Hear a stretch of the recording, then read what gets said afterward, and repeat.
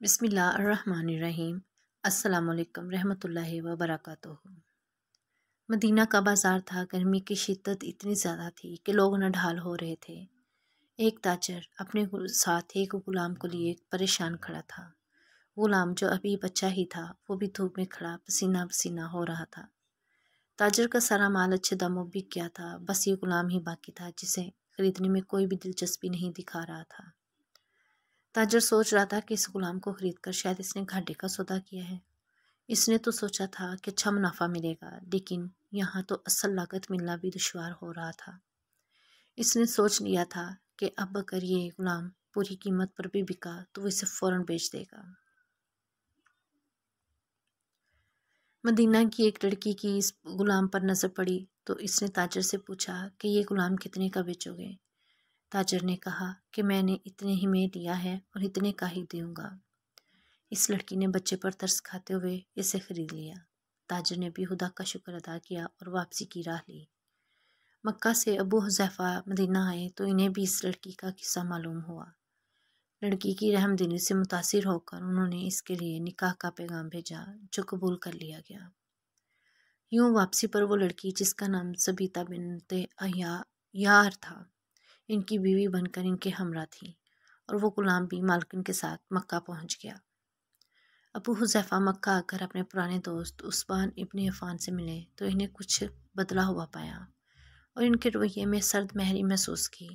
انہوں نے اپنے دوست سے استفسار کیا کہ عثمان یہ سرد مہری کیوں؟ تو عثمان بن عفان نے جواب دیا کہ میں نے اسلام قبول کر لیا ہے اور تم ابھی تک مسلمان نہیں ہوئے، تو اب ہماری دوستی کیسے چل سکتی ہے؟ ابو حذیفہ نے کہا تو پھر مجھے بھی محمد صلی اللہ علیہ وآلہ وسلم کے پاس لے چلو اور اس اسلام میں داخل کر دو جسے تم قبول کر چکے ہو۔ چنانچہ حضرت عثمان رضی اللہ تعالیٰ عنہ نے نبی کریم صلی اللہ علیہ وسلم کے پاس ان کی خدمت میں خط پیش کیا اور وہ کلمہ پڑھ کر دائرہ اسلام میں داخل ہو گئے۔ گھر آ کر انہوں نے اپنی بیوی اور غلام کو اپنے مسلمان ہونے کا بتایا تو ان دونوں نے بھی کلمہ پڑھ لیا۔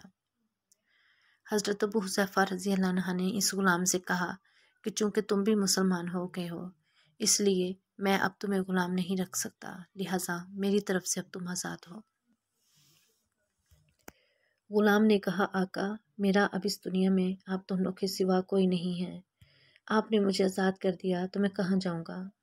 حضرت ابو حذیفہ رضی اللہ عنہ نے اس غلام کو اپنا بیٹا بنا لیا اور اپنے پاس ہی رکھ لیا۔ غلام نے قرآن پاک سیکھنا شروع کیا اور کچھ ہی دنوں میں بہت سا قرآن یاد کر لیا، اور وہ جب قرآن پڑھتے تو بہت خوبصورت لہجے میں پڑھتے۔ ہجرت کے وقت نبی کریم صلی اللہ علیہ وسلم سے پہلے جن صحابہ نے مدینہ کی طرف ہجرت کی ان میں حضرت عمر رضی اللہ عنہ کے ساتھ حضرت ابو حذیفہ رضی اللہ عنہ اور ان کا یہ پالک بیٹا بھی تھا۔ مدینہ پہنچ کر جب نماز کے لیے امام مقرر کرنے کا وقت آیا تو اس غلام کی خوبصورت تلاوت اور سب سے زیادہ قرآن حفظ ہونے کی وجہ سے انہیں امام چن لیا گیا، اور ان کے امامت میں حضرت عمر رضی اللہ عنہ جیسے جلیل القدر صحابی بھی نماز ادا کرتے تھے۔ مدینہ کے یہودیوں نے جب انہیں امامت کرواتے دیکھا تو حیران ہو گئے کہ یہ وہی غلام ہے جسے کوئی خریدنے کے لیے تیار نہ تھا، آج دیکھو کتنی عزت ملی ہے، مسلمانوں کا امام بنا ہوا ہے۔ اللہ پاک نے انہیں خوش گلو اس قدر بنایا تھا کہ جب قرآن آیات فرماتے تو لوگوں پر ایک محیط تیاری ہو جاتی اور راہ کی ٹھٹھا کر سننے لگتے۔ ایک دفعہ ام المومنین حضرت عائشہ رضی اللہ عنہا کو رسول اللہ صلی اللہ علیہ وسلم کے پاس حاضر ہونے میں دیر ہو گئی۔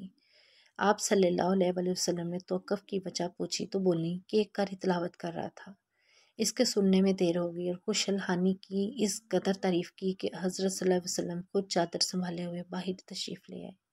دیکھا تو وہ بیٹھے تلاوت کر رہے ہیں۔ آپ صلی اللہ علیہ وسلم نے خوش ہو کر فرمایا اللہ پاک کا شکر ہے کہ اس نے تمہارے جیسے شخص کو میری امت میں بنایا۔ کیا آپ جانتے ہیں کہ یہ خوش قسمت صحابی کون تھے؟ ان کا نام حضرت سالم رضی اللہ عنہ تھا، جو سالم ابو حذیفہ رضی اللہ عنہ کے نام سے مشہور تھے۔ انہوں نے جنگ موتا میں جام شہادت نوش کیا۔ اللہ کی کروڑوں رحمتیں ان پر نازل ہوں۔